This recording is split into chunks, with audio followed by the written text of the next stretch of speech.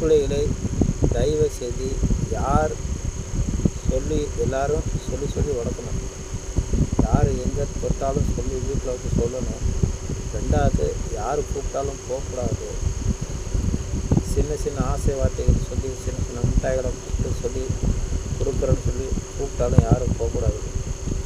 சொல்லி வளர்க்கணும். கண்டிஷனாக வளர்க்கணும் தயவுசெய்து. ஏன்னா நாளுக்கு நாள் இன்றைக்கி நம்ம ஒரு 5 வருஷத்துலேருந்து பார்த்துக்கிட்டே இருக்கோம். பொம்பளை பிள்ளைய தான் கை வைக்கிறாங்க. அதுவும் பெரிய பெரிய பொம்பளைங்களை ஏதோ பண்ணால் கூட பரவாயில்ல. சின்ன பிள்ளைக்கெல்லாம் போய் ரொம்ப மோசமான நிலைமையில போயிட்டுருக்காங்க. தயவு செய்து பொம்பளைங்களோ யாருமே கை வைக்கக்கூடாது. அவங்க விருப்பப்பட்டு போகிறது அப்பாற்பட்டது. ஆனால் குழந்தைகளோ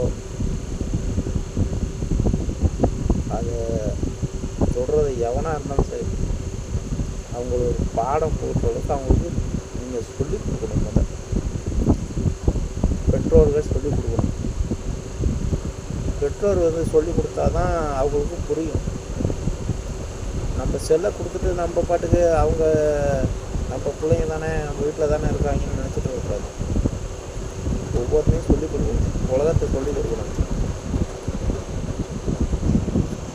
யாராக இருந்தாலும் சொல்லிக் கொடுக்கணும். சொல்லிக் கொடுத்து பாதுகாப்பாக தான் நம்ம தான் வளர்க்கணும். நம்ம நடந்ததுக்கப்புறம் வருத்தப்படுறது அதில் ஒரு பிரயோஜனமும் கிடையாது. சொல்லிக் கொடுக்கணும். ஒவ்வொரு பொண்ணையிலையும் ஒவ்வொரு பொம்பளை பிள்ளைங்க இராணுவத்தை எப்படி வழி நடத்துகிறாங்களோ அது மாதிரி நம்மளும் ஒவ்வொரு பிள்ளைங்களும் சொல்லிக் கொடுத்து அவங்கள கண்டிப்பாக வளர்க்கணும். அதுதான் நம்மளுடைய கடமை.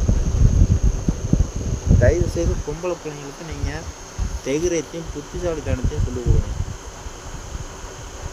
நடந்ததுக்கப்புறம் வருத்தப்படுறது ஒன்றும் பிரயோஜனம் கிடையாது. ரொம்ப வலிக்குது. அந்த இப்போ சின்ன பிள்ளைங்களெல்லாம் கற்பழித்து கெடுக்கிறனால அவங்கெல்லாம் நாட்டில் விட்டு வைக்கிறதே தவறு.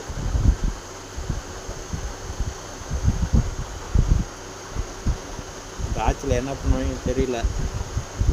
இது இப்படியே போயிட்டு இருந்தோன்னா நிலைமை ரொம்ப மோசமாக தான் ஆகும்.